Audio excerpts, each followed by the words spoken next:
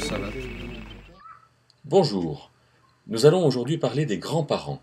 Et pour parler des grands-parents, les exemples dans la Bible sont assez nombreux, avec ces familles, Abraham, Isaac, Jacob, Joseph, etc. Mais je vous propose d'examiner ce verset dans Exode 34, le verset 6 et 7, un peu particulier, où il y a cette déclaration de l'Éternel qui dit l'Éternel, l'Éternel, Dieu miséricordieux, faisant grâce, lent à la colère, grand en bonté en vérité, gardant la bonté envers des milliers de générations, pardonnant l'iniquité, la transgression et le péché, et qui ne tient nullement celui qui en est coupable, pour innocent. Et puis voilà ce qui est au fond de ma réflexion, qui visite l'iniquité des pères sur les fils et sur les fils des fils, sur la troisième et sur la quatrième génération.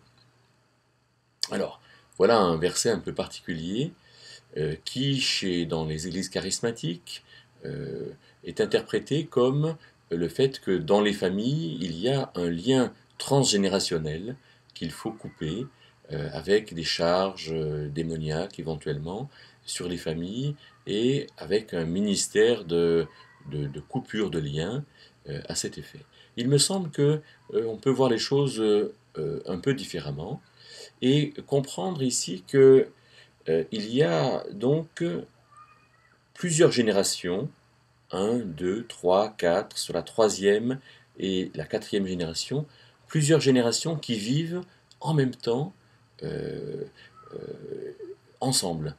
Hein. Quatre générations, ça fait, donc en partant du plus petit, hein, le petit-fils, la petite-fille, le fils, la fille, le père, la mère, et les grands-parents, le grand-père, la grand-mère. Quatre générations qui vivent en même temps. Moïse disait que le, les jours de l'homme sont de 70 ans dans le psaume 90. Et à cause de la vigueur, ils vont jusqu'à 80, mais on remarque aujourd'hui que la moyenne de durée de vie est d'environ 80 ans. Et donc, en 80 ans, il y a en général 3 ou 4 générations qui vivent simultanément, et c'est rare qu'il y en ait 5, ça peut arriver, mais c'est quand même assez rare. Et c'est vrai que quand les gens vivent jusqu'à 100, 110, 120 ans, alors il peut y avoir plus de générations. Mais la règle, c'est que il y ait en même temps ces quatre générations. Et donc, ici, ce passage dit que Dieu visite le péché, la transgression, l'iniquité des pères sur les fils et sur les fils des fils, sur la troisième et la quatrième génération. Alors, dans les Bibles évangéliques, il y a non pas Dieu visite l'iniquité, mais Dieu punit l'iniquité. Alors il me semble que, premièrement, dans la vie, Dieu ne punit pas, parce que punir, dans l'usage que nous faisons aujourd'hui de ce mot, c'est faire mal quand nous avons mal fait. Vous savez, ces gens, les instituteurs par exemple, qui mettaient l'élève au coin et qui lui disaient donne-moi tes doigts pour que je te tape dessus avec une règle, ou qui mettaient un bonnet d'âne et qui mettaient dans un coin l'élève pour le punir, pour lui faire mal. Mais Dieu ne fait pas mal quand nous avons mal fait. Dieu nous discipline, Dieu nous élève, Dieu nous rend intelligents, nous rend sages, nous rend capables d'aller mieux. Alors ici, il n'est pas dit que Dieu punit, hein, le verbe hébreu pakad est un verbe qui veut dire effectivement punir, mais qui veut aussi dire constater ou visiter. Et je pense que Dieu ne punit pas, mais que Dieu constate que les problèmes viennent sur 3 et 4 générations. Alors pourquoi donc? Eh bien parce que les grands-parents, les parents, sont les modèles finalement des enfants et des petits-enfants. Et regardons un peu autour de nous, on va constater que comme nous, enfants, nous faisons comme nos parents. Alors si nos parents ont l'habitude d'être dépensiers, on est dépensiers. S'ils ont l'habitude de boire du café, de boire de l'alcool, de fumer, d'aller au théâtre, de chanter, de connaître tel ou tel répertoire musical, de faire tel ou tel métier, alors nous reproduisons ce que font nos parents. Et donc, quel est le rôle des grands-parents? Eh bien, le rôle des grands-parents ici, c'est de faire attention à eux-mêmes, d'être eux-mêmes un modèle et un cadeau pour les enfants, pour que les enfants, leurs enfants, leurs petits-enfants, leurs arrière-petits-enfants s'ils en ont, ne reproduisent pas ce qu'ils feraient eux ouvertement de mal.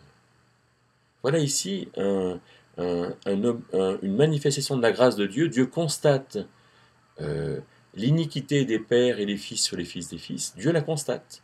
Mais grâce à la mort, grâce au fait que la mort est entrée dans le monde, alors ce mauvais modèle des grands-parents et des parents ne rejaillit pas sur les enfants, puisque la mort étant là, alors les grands-parents et les parents ne sont plus là pour transmettre ce qu'ils font de mal. C'est dire si les grands-parents et les parents ont une responsabilité à l'égard des enfants et des petits-enfants. Le plus grand cadeau, je le répète, qu'un grand-parent, qu'un grand-père ou une grand-mère puisse faire aux enfants et aux petits-enfants, c'est d'aller bien, c'est d'être heureux, c'est d'avoir trouvé avec Dieu comment vivre son propre bonheur et comment le vivre de manière intelligente, responsable avec Dieu. Alors, je voudrais peut-être préciser un peu les choses sur le rôle des grands-parents. On sait dans la Genèse que l'homme doit quitter son père et sa mère pour s'attacher à sa femme et pour être une seule chair. Alors le rôle des grands-parents, c'est de laisser les parents quitter.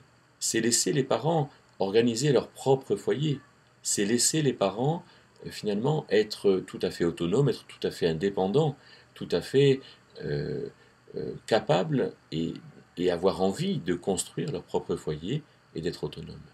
C'est de laisser leurs enfants, leurs petits-enfants s'attacher, rentrer dans une relation profonde, durable, et de montrer par leur propre modèle, parce que eux ont quitté, parce que eux se sont attachés, parce que eux vivent une seule chair, alors d'entrer dans un véritable modèle qui fait du bien à leurs enfants et à leurs petits-enfants. De sorte que être grand-parent, c'est plutôt l'immense privilège d'être, d'avoir l'expérience, d'avoir compris ce qu'il ne faut pas faire, et de sorte de faire des bonnes choses, et de le montrer avec simplicité aux enfants et aux petits-enfants, avec toute la patience et la grâce qu'on a, parce qu'on a appris à être patient et plein de grâce, grâce à la vie. Alors, comprenant ce qu'est un grand-parent, un modèle, et un transmetteur par son propre modèle, alors soyons nos grands-parents selon Dieu, et faisons du bien à nos enfants et à nos petits-enfants.